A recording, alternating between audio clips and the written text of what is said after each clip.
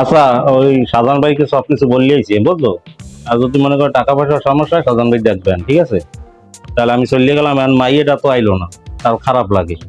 আচ্ছা ঠিক আছে, চলে গেলাম। হ্যাঁ, ভালো থাকতো, চিন্তা করছো না। আচ্ছা, গই দিও আমারে।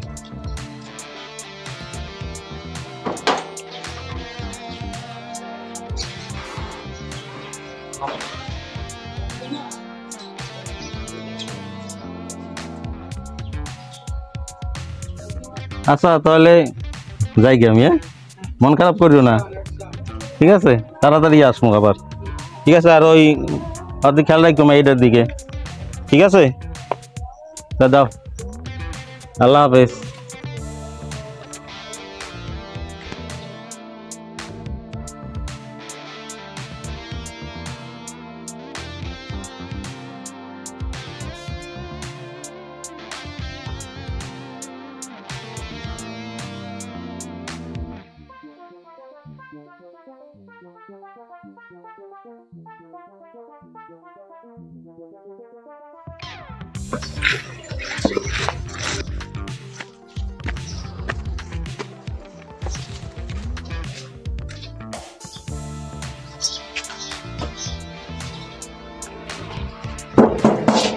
ভাবি আছেন নি বাসায়? ভাবি, ভাবি আছেন? কে? কেমন আছেন? ভালো, আপনি? হ্যাঁ, ভাই গেল ঢাকায়, তারপর আর সময় পাইলাম আইলাম, ভাবির একটু দেখে আসি। ঘরে আসেন, বসেন। আসেন ভাই, আসেন আসেন আসেন, বসেন বসেন ভাই, বসেন। আচ্ছা বসেন।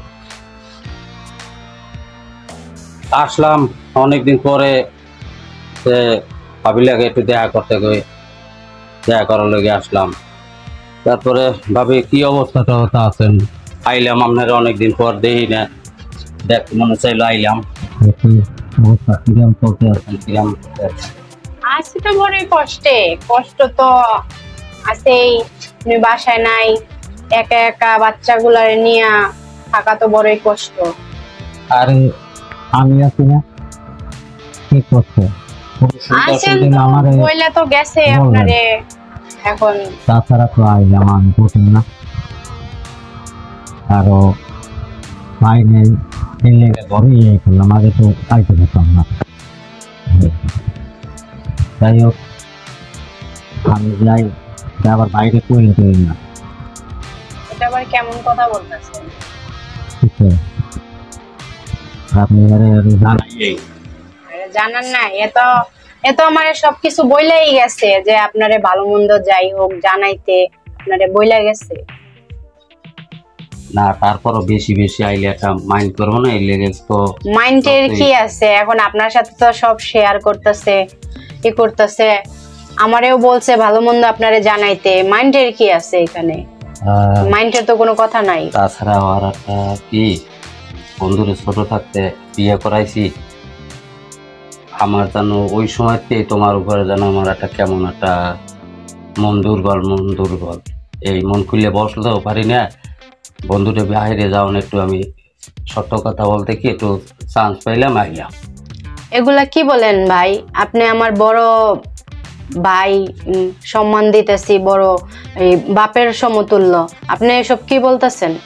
এইসব কথা নিয়ে আর আমার বাসায় আসবেন না। ভালো কোনো কিছু যদি বলেন তাহলে আমার বাসায় আসেন, এই ধরনের কথা। আরে কিছু বললেন এগুলা কি বলতেছেন আপনি? আর এগুলা কি এরকম ই করলে কিন্তু আমি লামিয়ার বাবার কাছে বইলা দিমু, আপনি আর আমার বাসায় আসবেন না। ঠিক আছে। এটা আমি এত বড় ভাইয়ের মতো শ্রদ্ধা করি, ছি ছি ছি, ভাইয়ের এত নোংরা মন।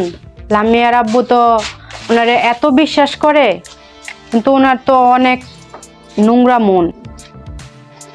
ছি ছি ছি।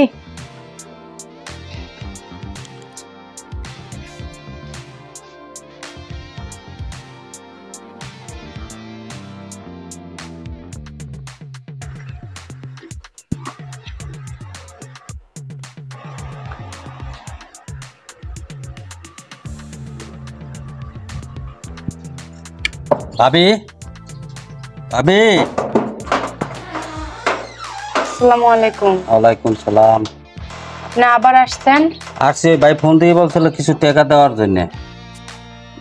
টাকার কথা বলছে? জি। আচ্ছা আসেন।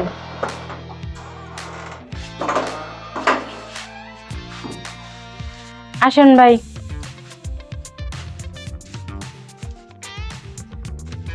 আচ্ছা ভাই বসেন।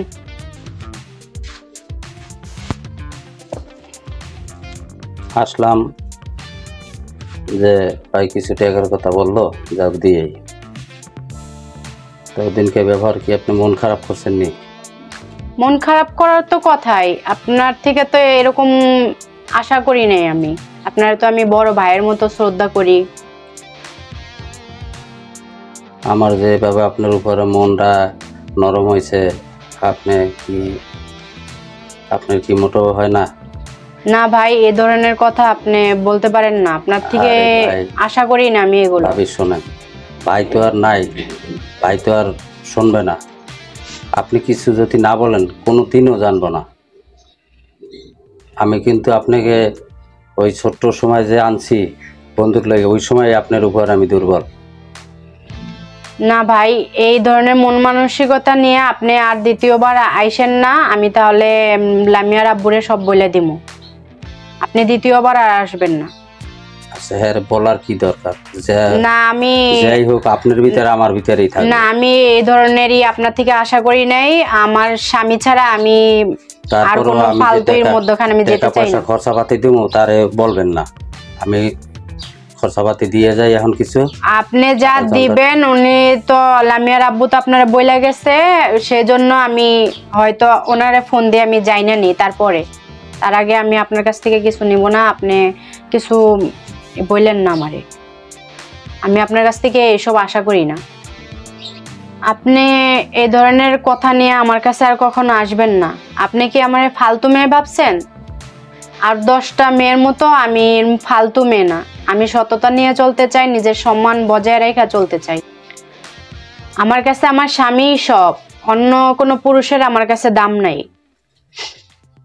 আমার স্বামীর মান সম্মান বজায় রেখে আমি চলি, আমার নিজের মান সম্মান আমি বজায় রেখে চলি। ফার্দার আপনি এরকম ফালতু কথাবার্তা নিয়ে আমার কাছে আসবেন না। ঠিক আছে বাবা।